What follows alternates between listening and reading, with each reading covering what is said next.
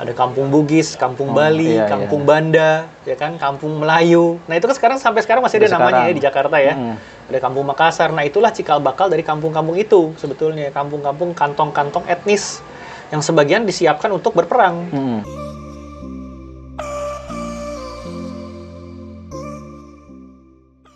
Assalamualaikum warahmatullahi wabarakatuh. Kembali lagi di Ngobras, ngobrol bareng sejarah bersama komunitas jejak Islam untuk bangsa. Kita masih bersama Mas Begi Rizkiansyah. Ini bulan Juni selain diperingati sebagai bulan Pancasila, ini juga diperingati sebagai bulan kelahiran kota Jakarta nih. 22 Juni ya kan. Meskipun kontroversi ya. Iya, itu dari mana 22 Juni? Betul. Emang sebelumnya belum ada kota gitu kan. Tapi ini menarik ya kan. Kenapa kemudian 22 Juni ini dipilih dan kenapa Jakarta hingga hari ini bisa ada dan menjadi kota sebagai ibu kota ya kan sejak lama gitu kan. Itu kan tidak lepas dari pada masa-masa lalu ya kan dengan berdirinya kota Batavia gitu ya kan. Ini kalau kita bicara Batavia itu tidak lepas dari orang-orang Belanda gitu ya kan. Betul. Tapi pertanyaannya apakah kota Batavia yang dibikin oleh Belanda pada masa saat itu sama kayak Jakarta sekarang gitu kan, batasnya luasnya dan segala macam nih. Gimana nih awal mula kota Batavia, Mas Begi? Kalau tanya sama atau tidak, ada yang sama ada yang enggak gitu kan. Tapi secara kronologis singkatnya adalah 22 Juni itu kan sebetulnya diambil ketika katanya menaklukkan Jayakarta ya, membebaskan Jayakarta. Fatahillah ya. Ya, Fatahillah. Kemudian itu kan dikritik oleh sejarawan. Ini dari mana tanggalnya kan nggak ada tanggal, nggak ada monumen nih, nggak ada apanya. Iya, betul. Kan. Nah itu sendiri memang harus kita akui kontroversial. Tapi terlepas dari itu, memang Fatahillah menaklukkan Jakarta, membebaskan Jakarta, kemudian menjadi Jayakarta gitu kan. Kemudian di saat itu sebetulnya sudah ada namanya kota Jayakarta, gitu kan.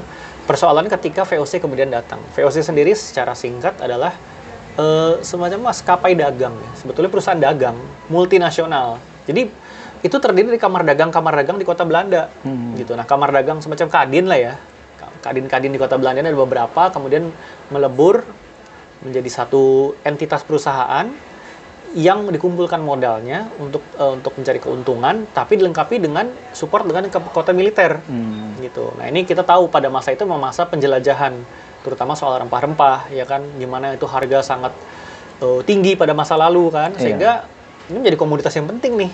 Nah bukan cuma ada VOC, waktu itu ada East India Company kan, punya Inggris ya kan, EIC bahkan kalau nggak salah berdiri 2 tahun sebelum VOC. Tapi secara modal, EIC ini kurang modal dibandingkan VOC katanya. VOC mengumpulkan modal lebih banyak. Ada Portugis juga yang udah berkuasa duluan nih, ya kan? Lebih inilah ya, lebih duluan dikit lah ya. Tapi Portugis kekurangannya dibandingkan VOC adalah Portugis itu kan kerajaan. Mereka tidak siap dengan ibaratnya pengelolaan enterprise atau perusahaan. Dan masing-masing orang Portugis itu boleh, ibaratnya pejabatnya atau petinggi-petingginya boleh berdagang nih. Kalau VOC enggak, disatukan. Nggak boleh tuh pegawai VOC dagang sendiri, ngekspor sendiri, nggak boleh. Makanya ini yang membuat VOC itu lebih unggul. Secara militer juga kapal-kapal VOC itu lebih kecil-kecil dibanding kapal Portugis gede-gede.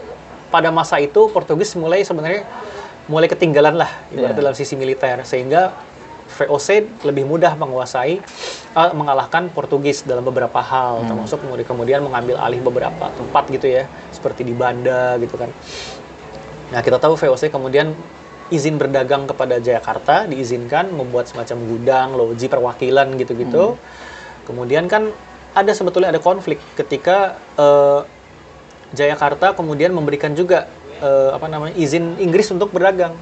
Jayakarta ini masih di bawahnya Banten, Kesultanan Banten waktu itu. Nah kemudian Sultan Banten ini ngerasa, ini kok penguasa Jayakarta main izinin aja nih Inggris. Gitu kagak kan. Izin waktu itu ya ke Banten. Kurang lebih tidak sesuai dengan persetujuan lah, gitu. Sederhananya seperti itu. Kemudian penguasanya diculik nih, Banten diambil, gitu kan. Nah disinilah terjadi kekosongan kekuasaan, bukan kekosongan sebetulnya ya, terjadi dispute lah, ada perlemahan sehingga VOC kemudian menyerbu Jayakarta, menghabisi semua sisanya. Ya kita nggak bisa nemuin ini sisa Jayakarta tuh kayak apa, nggak ada, ya kan. Yang disebut sekarang makam Pangeran Jakarta itu kan konon udah bertahun-tahun setelah VOC hadir gitu loh. Itu pasukan-pasukan yang menyingkir dan segala macam, ya bukan kekuasaan keraton yang kayak apa, masjidnya kayak apa, nggak pernah ada kan. Jadilah Jakarta di Batavia dibangun sebagai kota yang mulai dari nol, nggak ada sisa-sisa sisa-sisa bangunan atau institusi yang lama, itu dihabisi semua sama Jan Pieterszoon ini gitu. Nah di situ kemudian Kun menerapkan visi untuk Batavia dan VOC ke depannya gitu. Ini kota dagang di mana orang-orang berkumpul karena memang itu kan menjadi hub ya, menjadi penyambung antar berbagai orang yang mau kemana dan dari mana gitu di Jakarta pada saat itu. Pelabuhan dagang penting lah selain Banten dan Malaka gitu ya. Nah, disitulah kemudian VOC membangun sebuah benteng. Sebetulnya jadi kalau kita lihat Batavia awal, Kun waktu itu juga membayangkan namanya bukan Batavia sebetulnya, tapi New Horn. Horn itu kan kota kelahirannya Jan Pietersen Kun ya, di tahun 1600-an lah. Tapi kemudian diganti namanya jadi Batavia gitu, merujuk kepada nenek moyang mereka. Nah, kemudian si Kun ini menetapkan visinya pokoknya Batavia menjadi kota dagang, tapi hanya benteng sebetulnya awalnya. Kalau kita lihat kecil sebetulnya 1,5 kilo kali 1,5 kilo atau 2 kilo lah kurang lebih ya. Benteng kecil aja sebetulnya. Itu aja dia mau tempat itu sebetulnya. Kalau sekarang kira-kira letaknya sebelah mana tuh? Dari kurang lebih kalau ujung itu depan tuh Jalan Tongkol kurang lebih ya. Kalau saya nggak salah ingat. Terus belakang itu setelah Museum Fathahilah kesini dikit lagi deh. Nggak nyampe tuh Harmoni Medan Merdeka tuh nggak nyampe. Itu masih hutan zaman dulu. Dan mereka takut keluar dari situ. Jadi orang-orang Belanda ini kemudian datang menetap di Batavia, pegawai-pegawainya nggak mau keluar. Karena di luar tuh banyak pemberontak, penyambun, perampok, binatang buas gitu kan. Dan kebetulan orang-orang pegawai VOC sebetulnya yang datang ke sini adalah orang-orang buangan gitu. Jadi orang-orang yang susah hidup di Belanda udah nggak tahu lagi nyari mengadu nasib lah ke ini. Karena di Batavia ini kan pada masa itu cuacanya tropis, ekstrim. Orang perjalanan kemari belum nyampe sini pada meninggal, ya kan? Dan kesini mereka nggak bawa perempuan, nggak ada perempuan yang mau kesini waktu itu.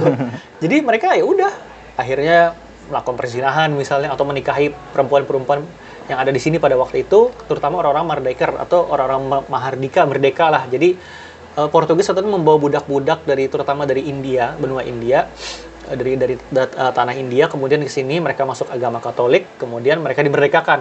Nah, jadilah orang-orang Mardeker, orang merdeka itu.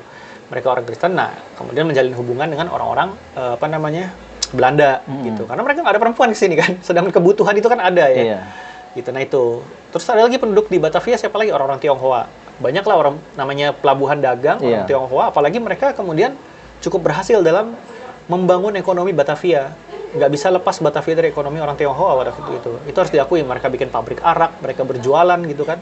Dan untuk berjualan ke Cina berarti kan barang-barang dari Batavia bisa dibawa sama orang-orang Cina ini kan. Ke Cina maksudnya ke negeri Cina ya gitu. Kemudian ada lagi yaitu orang-orang yang berkumpul di Batavia. Orang Bugis, orang Melayu, orang Banda. Sebagian dari mereka, terutama dari Bali dan Bugis, itu adalah budak-budak yang dibawa. Baik secara paksa maupun sukarela gitu ya. Maksudnya sukarela tuh ada yang penguasanya ngebawain, ngejualin warganya sendiri. Ada yang dipaksa kalah perang, misalnya orang Banda. Itu dibawa sini sebagai budak. Nah, kemudian orang Bugis terutama sebagai tentara bayaran dari dan Bali ya, tentara bayaran dari VOC. Jadi VOC itu tentaranya sedikit, tapi dia butuh tentara pribumi nih. Ya siapa dipakai orang-orang itu? Mereka jadi mercenaries lah, tentara bayaran pada saat itu. Nah, sementara mereka nggak berperang, mereka tinggal di kampung masing-masing. Ada kampung Bugis, kampung Bali, kampung Banda, ya kan, kampung Melayu. Nah, itu kan sampai sekarang masih ada namanya ya di Jakarta ya.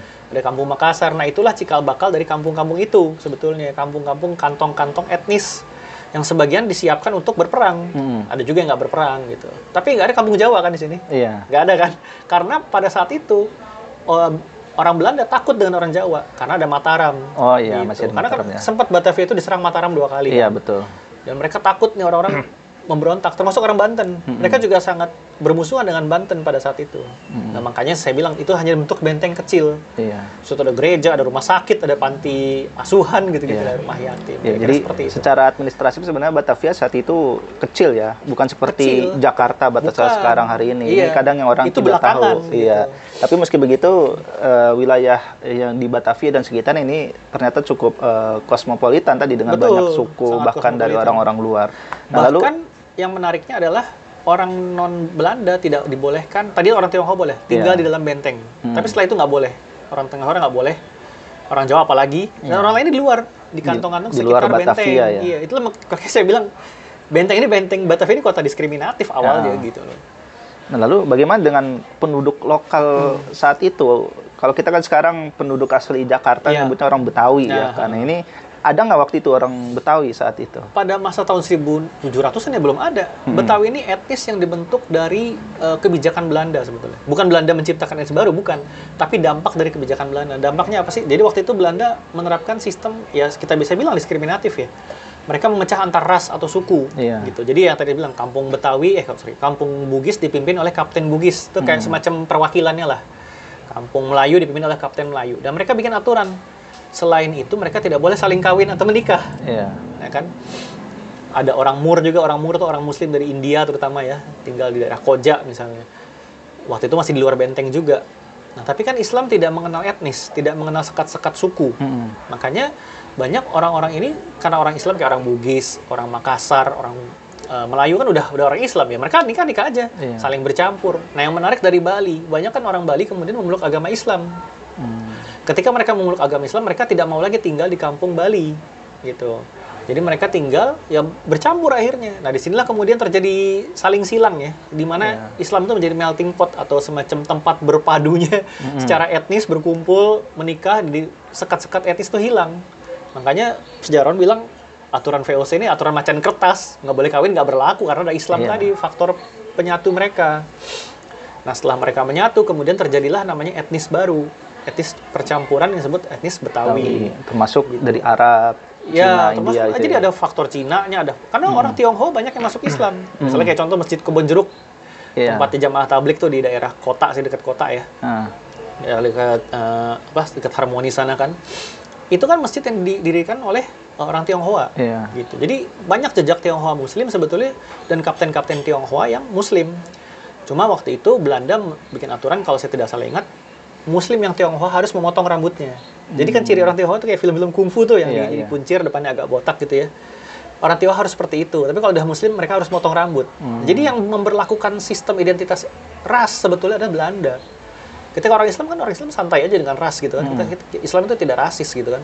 Nah, disitulah kemudian terkumpullah satu etnis baru yang disebut etnis Betawi. Kita tahu dari mana? Salah satunya menurut Lance Castle adalah sensus-sensus yang diberlakukan sebelum-sebelumnya nggak ada tuh etnis Betawi, tapi di abad kalau 1800-an ya, itu mulai ada etnis Betawi dalam satu kolom, gitu. Jadi mulai ada nih, loh, ini ada etnis baru nih, Betawi. Kurang lebih seperti itu ya.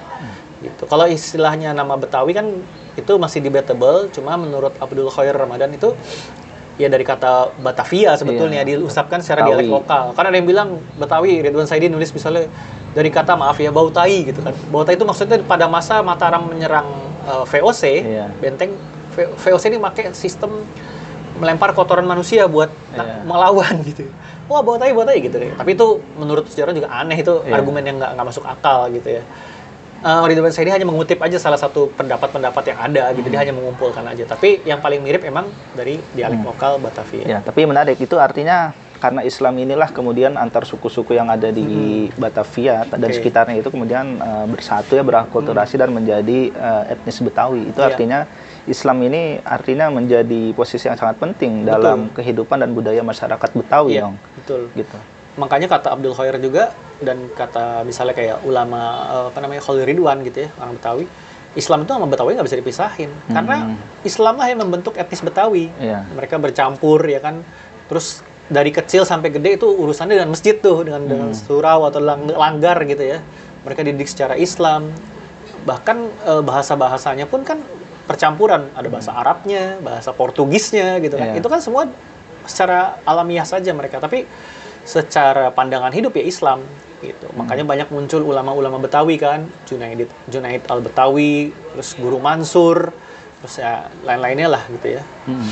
Tapi menarik juga, ini kan Batavia kan sebagai pusat pemerintahan kolonial ya, yang saat itu seringkali melihat Islam ini dengan pandangan curiga, tapi Islam ini bisa bertahan di lingkungan masyarakat Betawi. Itu gimana caranya itu? Nah, disinilah kebijakan Belanda sebetulnya pedang bermata dua ya. Ketika mereka tidak mengizinkan orang selain Belanda tinggal dalam benteng, terutama setelah pembantaian orang Tionghoa tahun 1700-an, orang Tionghoa kan nggak boleh tinggal. Jadi di benteng itu orang Belanda aja. Disitulah kemudian orang Islam di luar benteng hidup subur, semarak gitu ya. Ada tadi saya bilang Muslim Koja terutama mereka ada bikin sekolah-sekolah, bikin sekolah masjid. Namanya Islam pasti satu, sholat Jumat. Sholat Jumat berarti bikin masjid. Ada pendidikan di sana, khotbah Jumat. Kemudian mereka bikin bukan pesantren lah, madrasah gitu ya kurang lebih. Dan ada buku-buku Islam diceritakan bagaimana misalnya buku-buku Islam tuh masuk dari Banten. Kita tahu Banten tuh Kesultanan Islam gitu kan ya. Dari Banten masuk buku Islam. Justru karena tidak dalam penguasaan Belanda di sekitar Batavia Benteng ini, Islam malah tumbuh subur. Belum lagi juga memberikan semangat egalitarian, persamaan derajat gitu ya. Nggak ada lagi tuh budak, nggak ada lagi tuh misalnya lebih rendah kastanya gitu kan. Istilah Islam kemudian menjadi menghidupkan masyarakat Betawi, masyarakat Jakarta gitu. Sementara Belanda untuk menyetop itu nggak bisa. Itu kan di luar benteng mereka. Nah, ketika kemudian terjadi perluasan wilayah Batavia, Belanda tidak lagi tinggal di benteng, sebabnya kan karena satu kesehatan.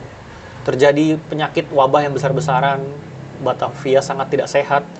Kemudian Daendels menghancurkan benteng itu dan menggeser sampai Waltevreden atau sekitar Medan Merdeka sekarang ya, bikin istana baru di sana. Nah, ketika mereka keluar udah isinya orang Islam semua nih, kurang lebih gitu ya. Udah ada orang Jawa, orang Banten segala macam. Nah, disitulah kemudian akhirnya Batavia walaupun di bawah kekuasaan kolonial tidak bisa berbuat macam-macam, orang sekelilingnya udah orang Islam gitu. Kira-kira seperti itu sederhananya. Ya. Jadi kalau saya simpulkan, benar apa kata Susan Blackburn dalam bukunya Jakarta Sejarah 400 Tahun itu ya, dia sempat menyatakan dalam bukunya itu bahwa ciri khas orang Betawi itu ya ada dua. Pertama berbahasa Melayu, kedua beragama Islam. Betul. Gitu. Sangat gitu. Oke, terima kasih Mas Begi atas obrolannya nih tentang asal-usul kota Batavia dan etnis Betawi. Kita berjumpa lagi di episode-episode berikutnya di Ngobras. Tetap saksikan di Jejak Islam TV. Terima kasih. Assalamualaikum warahmatullahi wabarakatuh. Assalamualaikum warahmatullahi wabarakatuh.